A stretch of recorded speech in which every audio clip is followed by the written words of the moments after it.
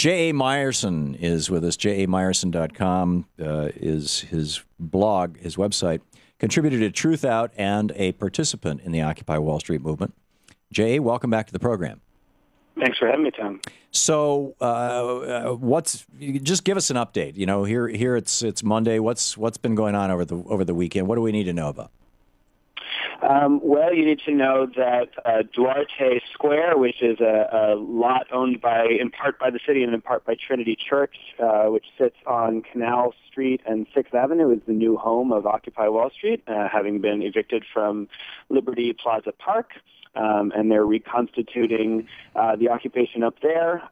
This after our massive show of support, 35,000 people marching, and that's a lowball estimate, in downtown Manhattan on Thursday, and many people, including yours truly, going to jail for civil disobedience.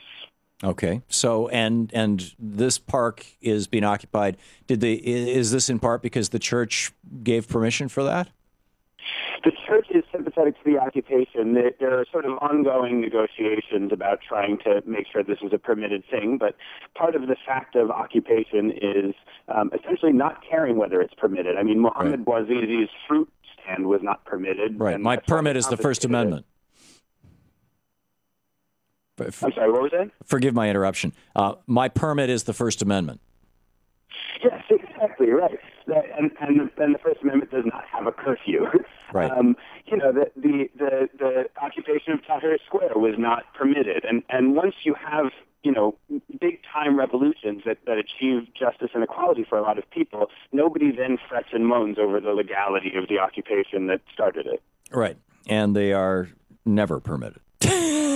Let's just be blunt about it. The American Revolution was not permitted, and the dissent against the Soviet Union was not permitted, and social justice is not permitted. That's why protesters were dragged out of Woolworth's lunch counters, because they were not permitted to be there. Right. The bonus army was not permitted in 1932 on the banks of the Potomac River here.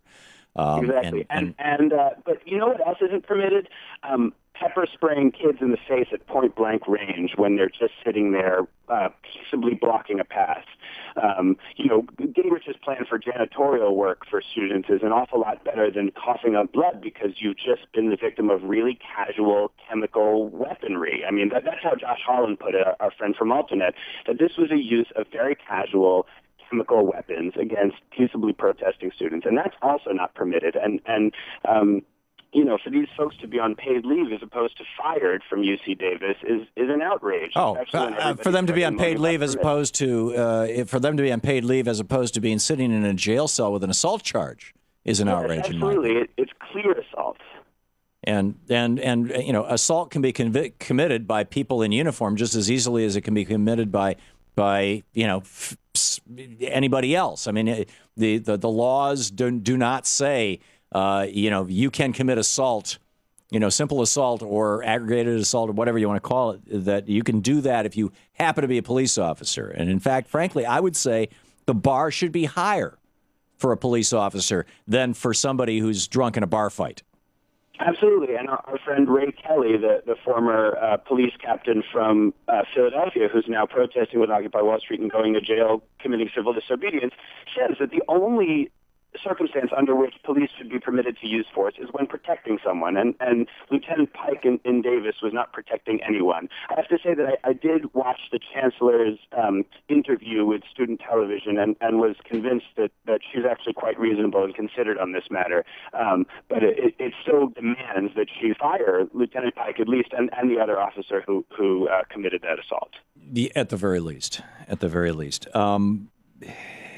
You yourself were reported, alternate Sarah Jaffe reported that the crowd let out a big cheer as Truthout contributor J.A. Myerson was arrested.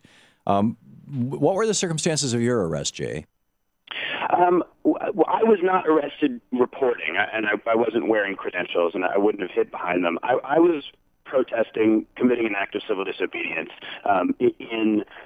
in response to many of my comrade journalists being arrested during the raid, including journalists from the Daily News and the New York Post and all sorts of rags that are sympathetic to Bloomberg. These folks were put in jail in violation of the First Amendment, which specifically prohibits government abridgment of the freedom of the press.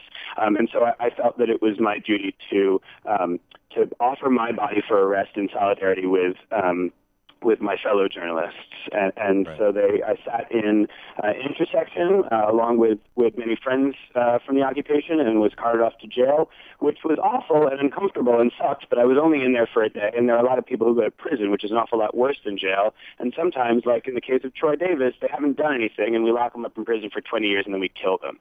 Right. So ultimately, jail was bad, but the historical perspective really helps get you through it. A lot of people went to jail a lot of times between the Montgomery bus boycott of '55 and achieving voting rights and civil rights acts in '67 and '68. So I'm happy to go to jail. In 6 months, my record will be clean. There will be no record of the arrest, and in 6 months and a day, you can expect to see me in jail again. Okay. And this also raises the question of journalism in America and journalists as gatekeepers of, quote, the news. In the early years of this republic, there were not journalism schools, and anybody could open a newspaper. And in fact, that newspaper very often was just a single piece of paper that was printed at a local printer, sometimes with charity or whatever. I mean, the definition of what was a journalist was very, very vague. And then we went through a period of time where the definition of a journalist got very, very tightened up to where it was, you apply for press credentials and you're with a major network and all this kind of nonsense. And now I think with the internet, we're back to the era where you could be a journalist in the 1700s simply by nailing a piece of paper to a tree. And now, of course, you nail it to the internet. And it seems to me. I forget the wit who said that there's freedom of the press for anyone who can afford one, but now everyone can afford one. That's right. Yeah, and that was the famous quote from wasn't it William Randall Hearst or somebody like that, but might have been Hearst. Whatever it was. In any case, it seems to me that the First Amendment, which is the only place in the entire Constitution where an industry is mentioned, and that industry, of course, being the press. The founders didn't find it necessary to protect defense contractors, for example, even though you could argue that without weaponry, you can't fight a war. They didn't feel that it was necessary to protect pretty much anything else. But they protected the press, and they protected the right to assemble in the same place. I would say that the people sitting there who are twittering are the press as much as the press is. And I agree. I mean, 15 seconds here. And that a hallmark of any good democratic society is special dispensation made for the press. I mean, that was one of the things that was so outlandish about Egypt during the revolution was that they evicted Al Jazeera and they shut down the internet, and that meant that people just gathered in the square to get their news, which was, really wonderful. And during that, we had every person in American foreign policy, including the president himself, condemning the use of authoritarian violence to crack down on dissent and on the universal human rights of peaceable assembly. And we sort of don't hear... J.A., hold on just a second. ...is being bridged. This is the Thom Hartmann Program. You're absolutely right. And J.A. Myerson, jamyerson.com. Thanks so much for being with us today, J.A. Thank you. Good speaking.